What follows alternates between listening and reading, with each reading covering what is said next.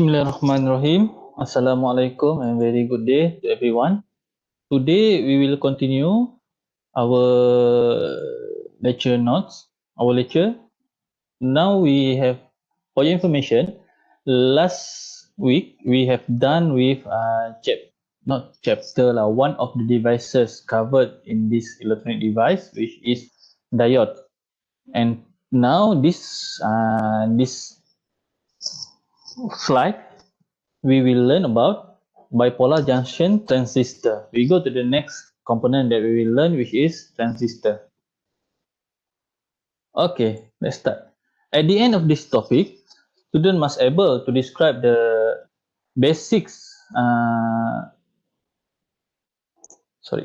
Describe the basic structure of the BJT, design and analyze basic transistor bias operation, discuss the parameters and characteristics of a transistor and how they apply to the transistor circuit. Next, we will discuss how a transistor can be used as an amplifier or switch. Ni yang basic use application untuk transistor, which is transistor as an amplifier or transistor as an switch. Amplifier ni penguat dia lebih kepada frekuensi lah. Kita akan kuatkan signal, means input dia berapa, kita akan naikkan input and so on lah. Penguat. Something like transformer punya konsep. And then last, we will troubleshoot various failure typical of the transistor circuit. Okay, this is not all lah. Sample example of the BJT. And for your information, BJT come with two types. First is NPN transistor and the second one is PNP transistor. Okay, ni simbol ni you kena tahu Ni basic lah actually. NPN arus dia keluar. Anak panah dia keluar. But PNP is masuk. Macam ni nak ingat, up to you. There's a way to remember lah. For me, I remember as PNP, P as pin 2. And then pin 2 usually you have masuk, untuk masuk. Tapi P pun boleh keluar kan? So up to you lah how to remember lah. So PNP ni pin 2 untuk masuk, and then dia ada NPN, dia akan keluar. Tu kena ingat And then dia punya masuk ni, you tengok we have transistor, dia ada 3 pin tau, 3 pin ni, CBE, C untuk apa? C untuk collector, base and emitter. Nanti kita akan go through lah. Okay, now we go through. A transistor, apa itu transistor? Transistor is device which can be used either amplifier or switch. Normal. Let's first consider operation in more simple view as current controlling device. Tadi diode untuk lebih kepada voltage controlling device kan. Maknanya dia ada voltage boleh masuk ataupun keluarlah current semua kan. Now PNP pun sama untuk PNP. Transistor pun sama. This doped with 3 semiconductor where we have collector, base and emitter. Collector, base and emitter. Arrow yang tadi tu kan ada arrow sini satu lagi macam ni kan. Arrow ni mesti datang daripada emitter punya pin. And then yang bawah mesti base. And then yang dia ada pin ni is collector lah. So you kena ingat dua je lah, emitter dengan base. Emitter means dekat belah-belah anak panah ni, base dekat tengah-tengah dia. And then the other one is collector. Okay, so untuk NPN type, dia akan NPN, N is a emitter dengan collector. Untuk PNP pun sama, P dia ialah untuk emitter dan juga collector. Okay, PN junction apa semua ni kita dah cover dekat diode, so saya takkan go through details about what is P type, N type and so on lah. Ni semua kita dah cover masa chapter week first, so boleh refer balik video kita masa pertama tu. Okay, there's two type of transistor. We have NPN and PNP. Anda ingatlah macam mana Again dia kata emitter untuk arrowhead. Macam saya kata tadi, emitter mesti dekat bahagian arrow, sama dia keluar ataupun masuk. Sama je. Alright. The PN junction connected to base and collector known as base collector. BE is base emitter. Nanti untuk analysis kita akan go through this one. We need to understand VBE, VCE. Ni biasa. Jarang kita measure VBC ataupun VCB. Jarang. Ni jarang. Ini penting, ini penting. Ada formula dia, nanti kita akan go through macam mana nak dapatkan VBE, VCE, ada beta and so on lah. Slowly. Now this chapter just a theory first lah. With diode, there is one PN junction, but BJT there is 3 layers which is 2 PN junction. Okay, ini kena ingat. Diode kita ada PN je, PN. Tapi untuk transistor dia ada PNP ataupun NPN. Maksudnya dia advance daripada diode. Okay, BJT basically a current controlling device. So BJT lah BJT ni dia untuk current controlling device dan transistor. Bipolar, why we call bipolar? Because the operation depend on both type of carrier holes and electron. Dia gabungan dua-dua ni membolehkan operasi transistor ni. That's why we call it bipolar junction transistor. Alright. Construction dia ni detail boleh tengok sekali lalu lah. Dia biasanya jarak antara dua ni ialah 0.15 inci, here is 0.01 inci and so on lah. Boleh tengok je lah. Okay, voltage yang masuk kepada collector we call it VCC, voltage masuk ke emitter we call it VEE. Ingat dua tu Kita tak ada istilah untuk VBB. VBB tak ada, dia ada VCC ataupun VEE. Kebiasaannya transistor, collector, base, emitter, sini base. So dekat sini biasanya kita akan supply VCC, dekat sini kita supply VEE. VEE ni biasanya 0 volt, biasa bukan semua. Kebiasaannya 0 volt. Okay, emitter region is highly doped, base region very thin, collector region large area. Ni boleh tengok sekali lalu lah. Okay, tak ada apa masalah. Okay, now BE junction, we call it forward bias junction.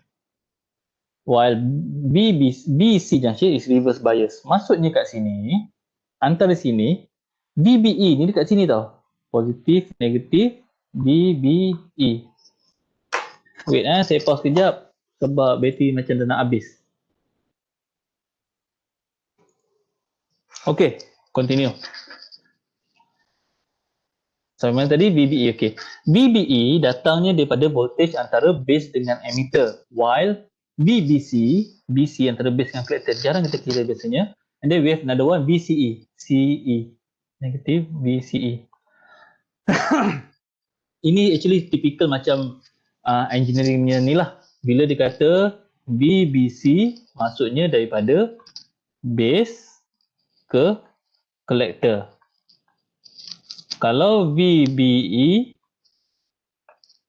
base kepada emitter. Okay, tu normal lah So ini pula sama jugalah. Kalau VBE, dia mesti sini VBE. Positif, negatif. B positif, E negatif. Tapi bila kes macam ni, awak tengok arus ke sana, jadi dia akan jadi negative value lah. VBE akan dapat negative value. So tu kena tahulah, kena aware. Okay. Arrow on the emitter inside the transistor symbol points in the direction of the conventional current. We have Kirchhoff current law. Okay, tadi voltage punya law, now we go to the current punya law. Okay, so dekat sini. Ini Kirchhoff current law biasa je. Kita ambil kat sini. Ini point dia. Current kat sini masuk sini, IB masuk sini. Jadi IE will equal to IC plus IB. But ini keluar. Dan IB is very small. IB ni nilai memang sangat kecil. Nanti kita akan masuk. So biasanya IE we set IE will equal to IC dengan syarat IB is very small lah. Jadi bila you buat calculation, kalau you nak buat IE sama dengan IC, you must declare IB is very small. Kalau tak declare, maybe salah lah. Okay. Now beta. Ni beta ni. Ini kita panggil beta. Two important parameter, beta DC, DC current gain, dia DC current gain, and alpha DC. Alpha DC introduce analyze to BJT circuit. Maksudnya untuk analysis ni kita perlukan beta dengan alpha lah. Okay. Now, the DC current gain is the ratio of collector current and base current. So, beta DC is equal to IC equal to IB. Okay, ni kena memorize. Very simple. Beta sama dengan IC bagi IB. Beta will equal to IC divided by IB. Ni kena ingat Dan kebiasaannya range dia is between 20 to 200 or higher. Biasanya tinggi-tinggi. That's why kita akan kata IB is very small. For example, let's say IC equal to 20 milliamp. Okay. And then they give you beta equal to 100 for example. So IB sama dengan berapa?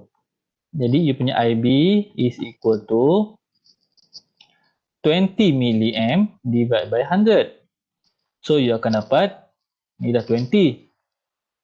0.2 milliamp.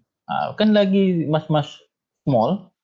That's why bila yang tadi tu dia akan kata IB is very small biasanya. 0.2 milliamp tak effect sangat pun. Alpha pula is equal to IC bagi IE. Okay, nampak Beta equal to IC bagi IB. Alpha equal to IC bagi IE. Jadi macam mana nak ingat? Kedua-duanya C kat atas. Beta lawannya IB. Ingat tu je. Okay. And then typical value is range from 0.95, 0.9 or greater. Maknanya sangat kecil yang ni. That's why kita akan kira, kan tadi formula tadi apa?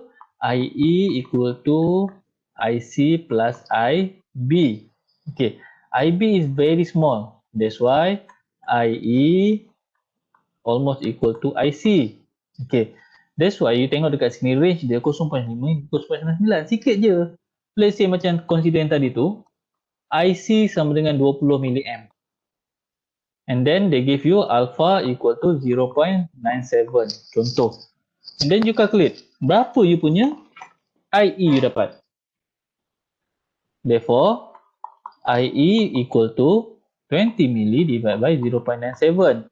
You will have 20 option milli divided by 0.97. Okay. You akan dapat around 20.6 milliamp. Akan lebih kurang gitu. Tak lama, tak jauh beza. That's why they are almost similar. Okay. Now we have question example 1 Senang je ni. Determine the DC current gain. Maknanya DC current gain je automatic beta. And the emitter current IE for transistor when IB equal to 50 milliamp. Ni dah bagi jawapan. They say kalau tak ada jawapan So they give you IB, beta, IC. So kita tahu beta equal to IC divided by IB. So you dapat 73 beta. Okay. IE equal to IC plus IB dapat 3.7 milliamp. Tak jauh kan? 3.65, 3.7. Tu yang saya kata tadi, ada analisis biasanya kita ambil IE sama dengan IC terus. Tapi depend. Kalau dia beri IB, you tak boleh simply cakap IE equal to IC. If given IB, you need to consider that IB in your analysis. Okay? Okay, now we go to BJT circuit analysis. So, we have 3 DC current and 3 DC voltage can be known from this one. DC current dia apa? IC, IE, IB. Okay. Yang ini datang daripada, adalah formula. IC, ada 3 formula tadi kan? IC sama, IE sama dengan IB plus IE. IC. And then kita ada beta. Beta DC dia sama dengan IC divided by IB.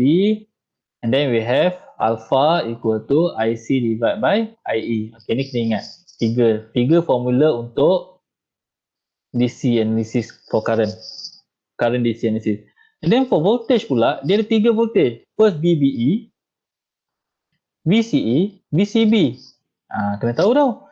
Bila dia tulis VCB, maksudnya C ke B. Don't, whatever current go flow, current mengalir ke melawan arah ke apa, you must consider from C to B. Maknanya positif ni mesti ke bahagian collector. Negatif mesti bahagian emitter. Sama juga yang lain-lainnya. Okay, itu standard And then kita ada satu lagi, VCC. VCC tu apa? Current yang masuk ke C. And then kat sini ada VBB. VBB maksudnya apa? Current mengalir ke base. Yang sini? Jadi kat sini sebenarnya ialah VEE. Current yang, voltage yang supply ke direct pada emitter. VEE dalam kes ni apa dia? Ialah ground. VEE is ground ataupun 0 volt lah. Okay. Dia nyatakan VBB apa semua lah. Okay. For proper operation, base emitter junction, base to emitter is biased by VBB and conduct just like diode.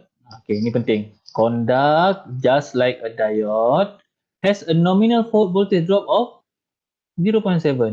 Mana datang 0.7 ni? Kalau you ingat diode, V diode, kalau yang jenis silicon, VD equal to 0.7. So samalah. VBE sama dengan 0. Apa maksud dia kat sini? Maksudnya dekat dalam ni, antara base dengan emitter, dia ialah satu diode. You tahu kan tadi dia kata PNP ataupun NPN.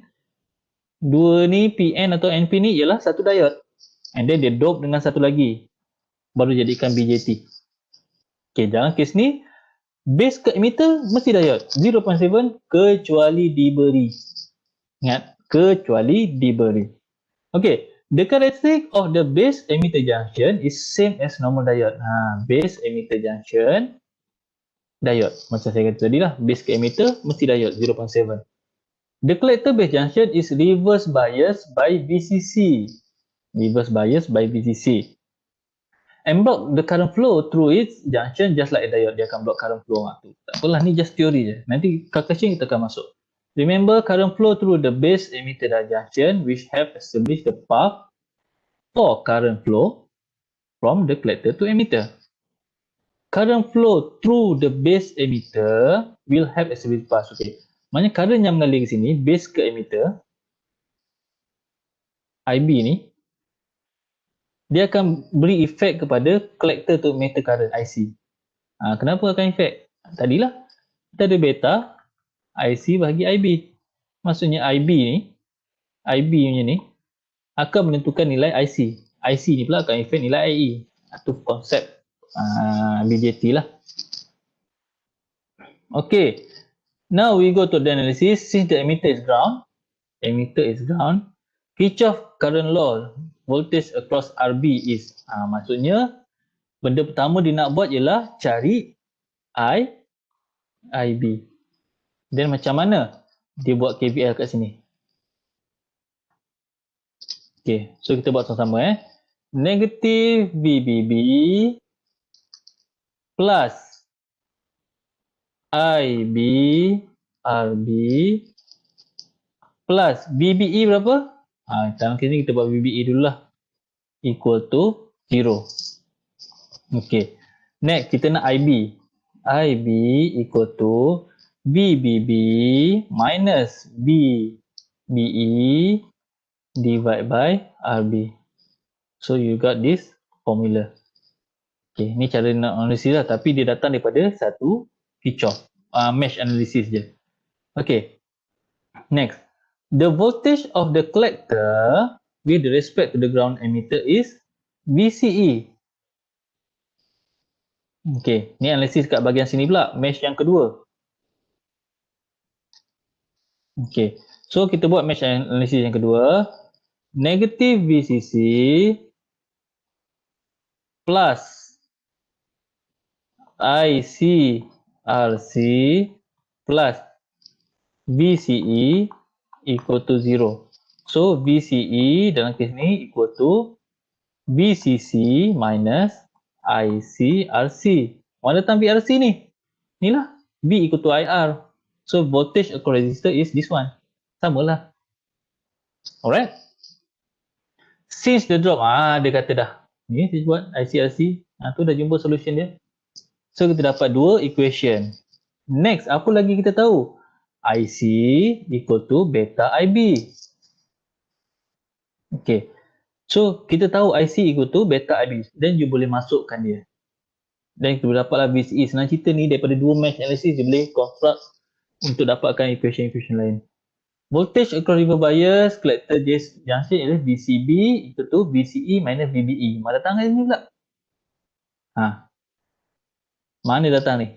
VCB equal to VBE minus VCE. No. VCE minus VCB. Mana dapat ni? Analisis daripada yang tadi lah.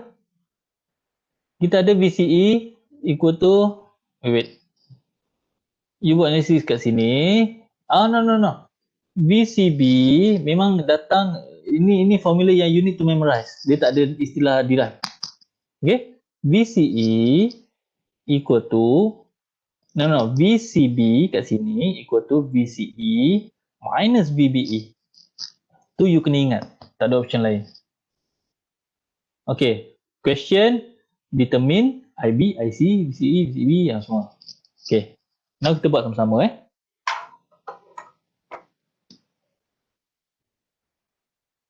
Okay. First dia nak IB. Dia nak IB. IB macam mana? You boleh tengok formula tadi. ID dah macam mana semua kan? IB equal to dia buat kat sini negative VB. So IB equal to 5 volt minus 0.7 divide by 10K. So you will have 5 tolak 0.7 bagi 10K. So you dapat 0.43 milliamp. So you dapat IB. Dah dapat IB, apa you boleh dapat lagi? IC you boleh dapat. IC equal to beta IB. Beta IB. So you got 150 multiply with 0.43 milli, you will have kali 150, you dapat 64.5 milli ampere. Wait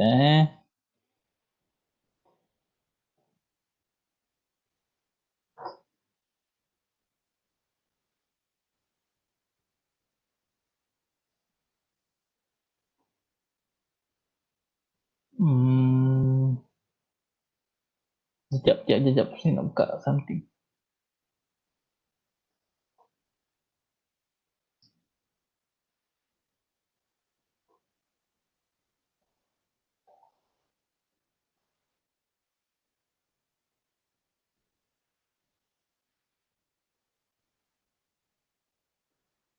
Okay. So you dah dapat IC. IE berapa? IE formula dah apa? Sama dengan IB plus IC sama dengan 64.5 mili tambah 0.43 mili. So you will have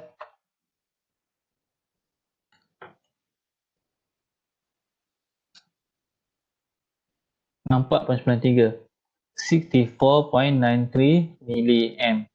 Okay, dia dah settle. VBE berapa? VBE direct. VBE equal to 0.7. VCE berapa? VCE. Itu VCE datang daripada mesh kat sini lah. VCE equal to 10 volt minus RC, ICRC equal to 10 minus IC ialah 64. 64.93 mili darab 100. So you will have 10 tolak 64.3 darab 100. So you will have VCE equal to 3.57 volt. Okay, settle. Last, ni settle. VCB. VCB sama dengan berapa? Ini yang saya kata formula yang kena tahu tadi. Apa formula dia? VCB equal to VCE minus VBE. VCE minus VBE. So sama dengan berapa? VCE 3.57. Tolak VBE berapa? 0.7. So you dapat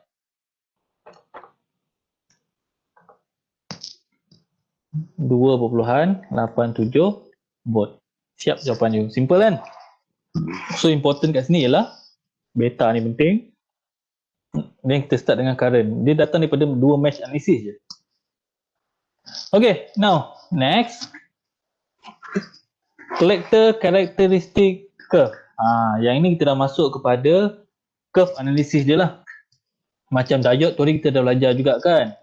Diode dia punya ni sampai 0.7 dia naik. Ni is 0.7. So yang ini lain lah. Okay. Collector characteristic curve give a graphical illustration of the relationship between collector current and VCE with specified amount of base current IB. Nanti kita tengok graf dia. With greatest increase of VCC, VCE continues to increase until it reach breakdown, but the current remains about the same linear.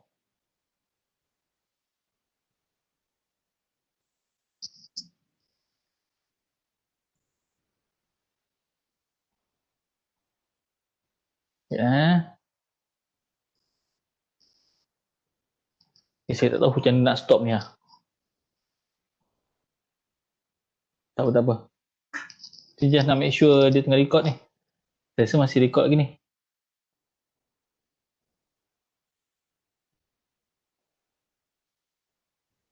Tak apa, kita akan go through. With greater increase of VC, same linear region of 0.7 to the breakdown voltage. Okay, tak apa. Ini dia punya rajah dia. Okay. Dia ada 3 region dekat dalam collector characteristic curve characteristic ni. Dia ada 3 region, which is region pertama we call active region, breakdown region, saturation region. Saturation region ni sebenarnya dia tak berfungsi dalam transistor tu. Active ni bahagian dia aktif. Breakdown ni dah terlebih. Dia dah over than VCE max. So dia akan rosak lah sebenarnya tu breakdown. So ini graf basic dia. Next. Apa dia nak menentukan dia? IB ni. Berbeza IB, berbeza graf dia. Sebab kita tahu IC sama dengan beta IB and so on lah. So, different IB give you the different IC. IB lagi kecil, IC lagi besar. For the same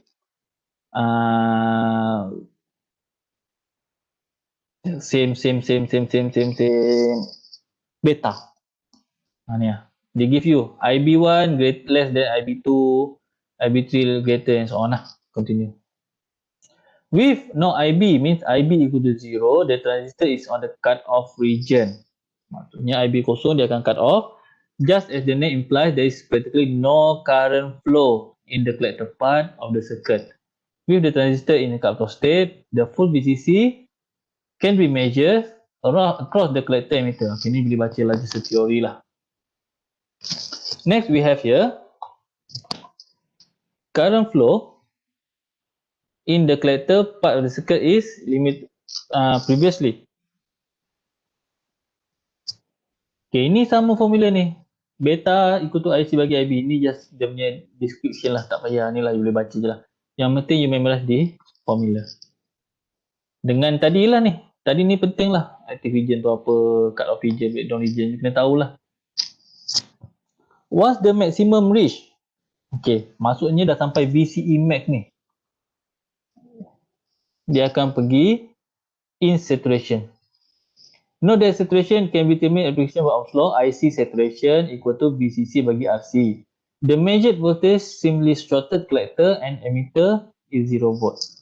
Okay. Nanti kita akan tunjuk lah. So ini kita akan dapat IC set dan juga cut off region. Cut off region ni bila? Bila IC equal to 0. Ni IC ni kan. IC equal to 0, you akan dapat cut off region. Yang IC saturation dapat bila pula? Bila VCE is at saturate.